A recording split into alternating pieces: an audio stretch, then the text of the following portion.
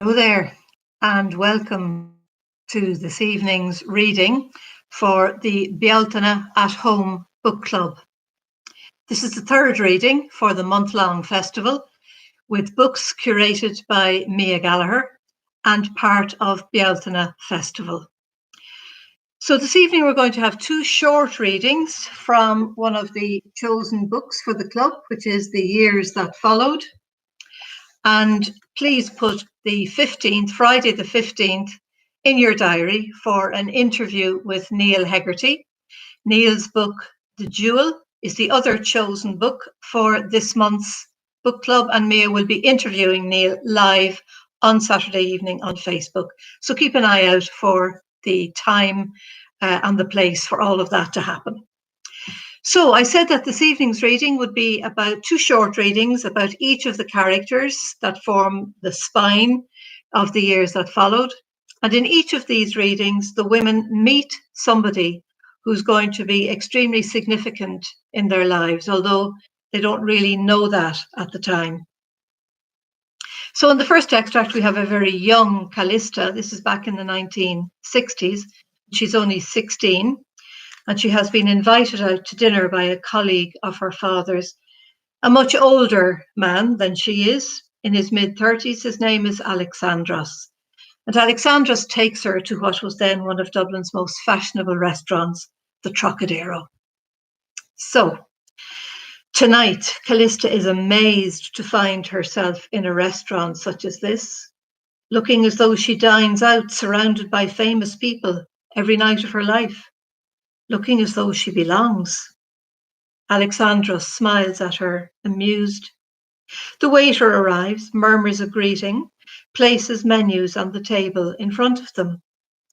He starts to say something about the evening's specials, but Callista no longer hears him. A young man has just approached their table.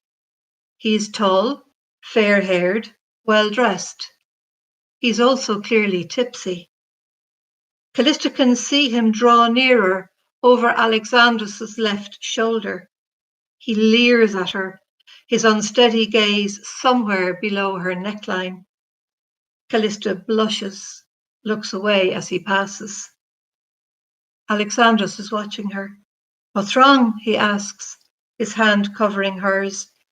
She shakes her head. "Nothing," she says. "It's just, I think that man is a bit drunk." Alexandros pats her hand. His eyes narrow as he watches the man move away from them. "Don't worry," he says. "I will protect you." Some instinct makes Callista hold her tongue. She feels a crackle in the air, an electrical current that has turned into something as lethal as desire. The tipsy young man walking back again has just now stopped at their table. Callista does not need to look up. She can feel his presence like a cold sigh across her forearm. The hairs on her arm lift. She sees the instant arrival of gooseflesh, and she is afraid. "My compliments," the younger man slurs at Alexandros. "You are in the company of the loveliest woman in the room." He reaches out one hand. His fingertips graze Callista's bare shoulder. She flinches, draws back from his touch. Alexandros ignites. He suddenly towers over her, over the tipsy man at her side, over the waiter, and then things get confused. The table leaves the floor miraculously, scattering wine glasses, flowers, cutlery, shards of glass stun the air. And then there is blood on her dress, on the white linen napkin that lies across her knees, on Alexandros' knuckles. In the scuffle, Callista cannot tell who is who. The waiters hurl themselves into the fray. She sees them try to separate the two flailing men, although Alexandros' punches seem to land with a lot more accuracy than the younger man's. And then she is at the door. They are both at the door, Alexandros' rage still flaming. He drags her back to the car. He says not one word until he has pushed her into the passenger seat. "Don't ever ever again look at another man while you are with me, he says. His grip on her wrist is painful, a burning sensation that frightens her. I didn't, she sobs. I did nothing. 1 minute he was nowhere and the next he was standing there beside me. I don't even know where he came from. Alexandros releases his hold on her. He cups her chin with one hand, shakes his head, sorrowful at her lack of understanding. This is how much I care for you, he says, how much I love you. No other man has the right. He grips the steering wheel. You must never do that again. And he starts the car. Callista cannot speak. So this is what love is. This is how true love feels. All that she has now seen means something new, something that has been transformed, transmuted, translated into an exciting and unfamiliar language. The fists, the blood, the brawl, these are now tokens of Alexandros' enduring love, of his protection, precious talismans of his devotion. Timidly, Callista reaches out, touches his hand. I love you too. Alexandros turns and looks at her, but his eyes don't seem to know who she is or where she comes from. Then he nods. Remember, he says, you belong to me. So, moving on to Pilar, who at around the same time is living in Madrid, trying to make her way with all sorts of different jobs, one of them being as a waitress in a very upmarket restaurant. And Pilar is very anxious to get ahead, to earn money, to buy independence and freedom from the tiny village that she's left behind her. So this job, which keeps her very busy in the evenings, is one that helps her in taking and making all of that happen. The first course is almost done. There is a reassuring buzz of conversation around table 3. Pilar moves behind each of the seated guests, checking the wine glasses and the water glasses, on the alert for the smallest sign that something might have been overlooked. The table has settled into 2 distinct groups. 3 heads on either side of the table lean closer to each other as words are emphasized, issues teased out, disagreements soothed. The men's voices have become low and insistent. The man at the center of these 2 groups leans back a little and lights a cigarette. He glances to his left, towards where Senor Gomez is seated. Pilar is aware of this man's physical presence. It's almost visible, a haze of clear color. His silence is a powerful one. She guesses, having witnessed similar scenes before, that the others around this table are doing this man's bidding. Pilar slides a clean ashtray onto the table to the man's right and removes the used one. She is quick, unobtrusive, but he catches her nonetheless. He turns and looks at her, his eyes keen, inquisitive. Thank you for the excellent service, he says. You understand English, I think.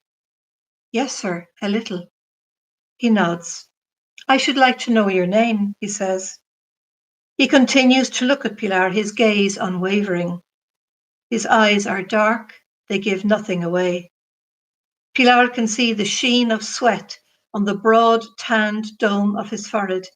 He is completely bald. His goatee beard is neatly trimmed with occasional glints of grey showing against the blackness. Pilar, sir. She can feel her face begin to grow warm and is suddenly grateful for the restaurant's dim lighting.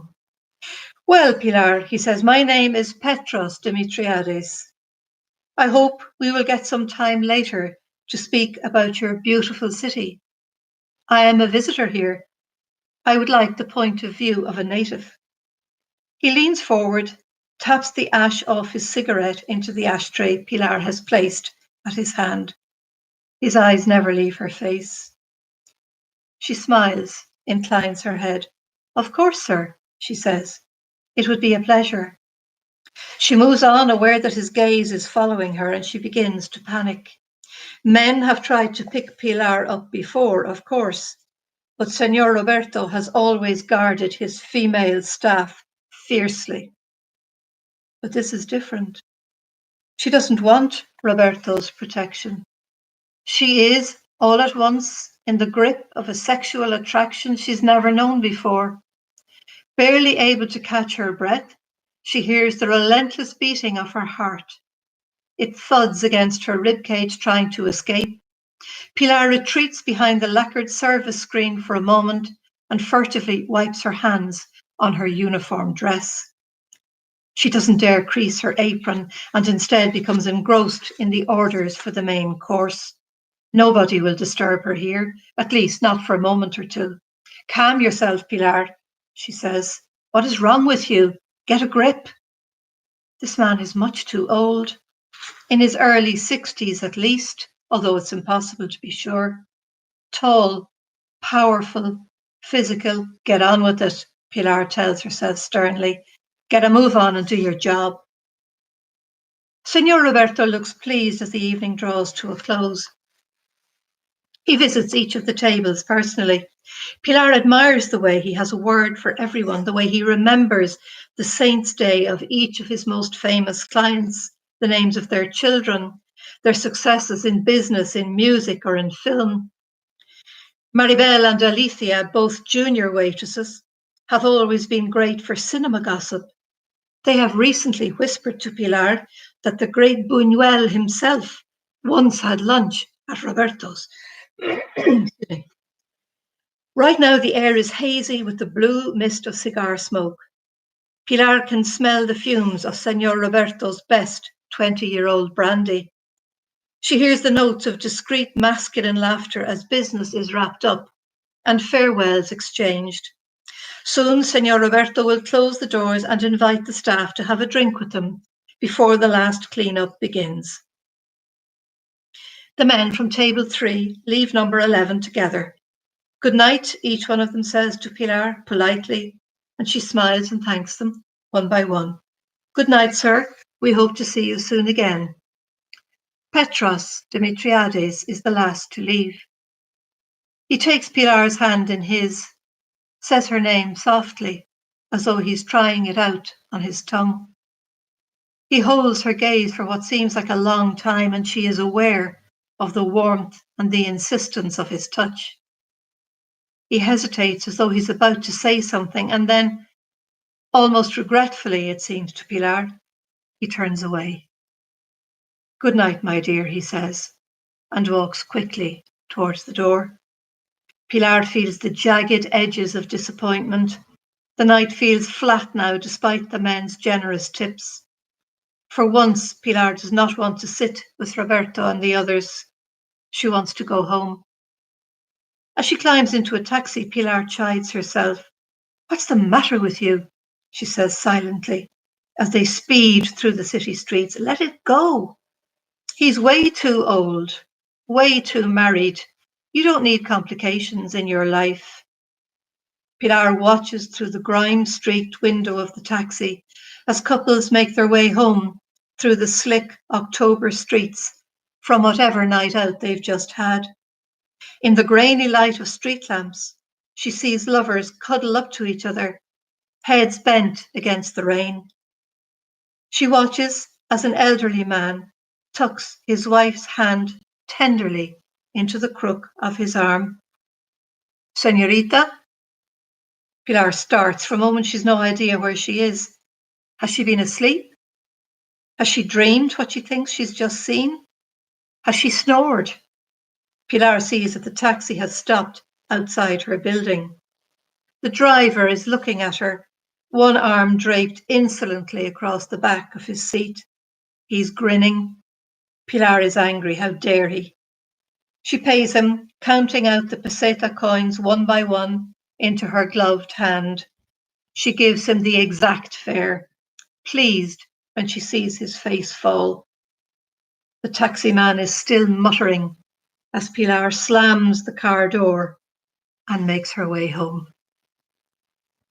Okay, that's it for this evening. Thank you very much for joining me. And we'll have the fourth reading from the years that followed on Thursday evening at the same time, part of the Bealtaine at Home Book Club. And once again, remember Friday evening and Neil Hegarty's interview with Mia Gallagher and his book, The Jewel. Many thanks for now. Stay well, stay safe, and stay at home for just another little while.